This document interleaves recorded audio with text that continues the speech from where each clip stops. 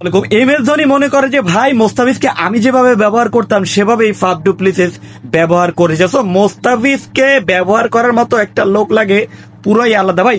প্রতিটা step by step M S ধোনির মতো যে প্রতিটা বলে তাকে ইনস্ট্রাকশন দিয়েছে যে ভাই তুমি এই ফিল্ডারটা এদিকে রাখলাম, ওই ফিল্ডারটা এদিকে রাখলাম, তুমি এভাবে বল করো। মোস্তাফিজ বলতেছে ওকে ফাইন। তো এমনটাই হয়েছে একটা একটা আপনার যখন অধিনায়ক এবং একটা বলারের মধ্যে তো এমনটাই হওয়া উচিত, যেটা কিনা প্রথম ম্যাচে একদমই অসহায়তায় ভুগছিলেন মোস্তাফিজুর রহমান, কিন্তু দ্বিতীয় ম্যাচে দেখা গেছে যে ফাফ ডু প্লেসিস যেভাবে নিজের ভাইয়ের মতো গাইডলাইন করছে মোস্তাফিজকে সেটা আনবিলিভেবল।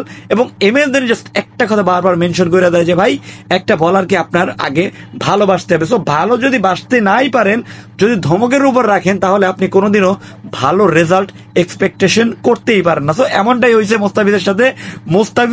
মোস্তাফিজকে এমন ভালোভাবে ব্যবহার করছে সেটা জাস্ট আপনার ইমেজিং করেন যে লাস্ট ওভারে মোস্তাফিজুর রহমান দেয় মাত্র 4 রান। একটা বার চিন্তা করছে 18তম ওভারে 4 রান দিতে পারে, তখন সূর্যকুমার ইয়াদব এবং আর যে ছিল তিনি তো উড়াই দিছিল।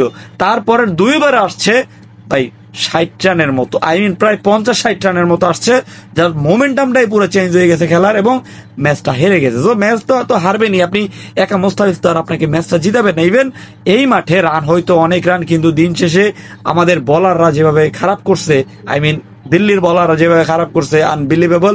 মোস্তাফিজ একা আপনারে মাথায় উঠাইয়া রাখবে না। সো এমনটাই হয়েছে গতকালকের ম্যাচে। এবং পয়েন্ট টেবিলের দিকে যদি একটু তাকান, তাহলে পঞ্চম স্থান নাম এখন পর্যন্ত। আরো একটা যদিও ম্যাচ আছে প্রীতি জিন্দাদের বিপক্ষে, পাঞ্জাব কিংস এর বিপক্ষে, এখন ওই ম্যাচে কি করবে সেটা দেখার বিষয় না, কিন্তু মোস্তাফিজ খেলবে।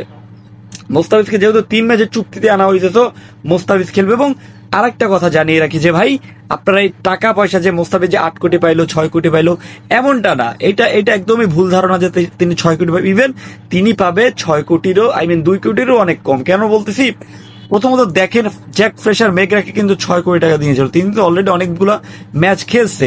এখানে নিয়ম অনুযায়ী 14টা ম্যাচ যদি খেলে তাহলে পরিপূর্ণ টাকাটা পাবে, অন্যথায় টাকা পাবে না। যেহেতু ফ্রেশার ম্যাগরা তিনি কিন্তু পুরো সিজনটা খেলতে পারে নাই, যার পরিপ্রেক্ষিতে তার পরবর্তী 2টা ম্যাচ বাকি ছিল, 2-3টা ম্যাচ, সেটা মোস্তাফিজ পরিপূর্ণ করে দিছে, সেই কারণেই তিনি অল্প টাকা পাবে। সো আপনি কি মনে করেন মোস্তাফিজের পারফরমেন্স কেমন ছিল, একটু কমেন্ট করে জানাবেন। ধন্যবাদ।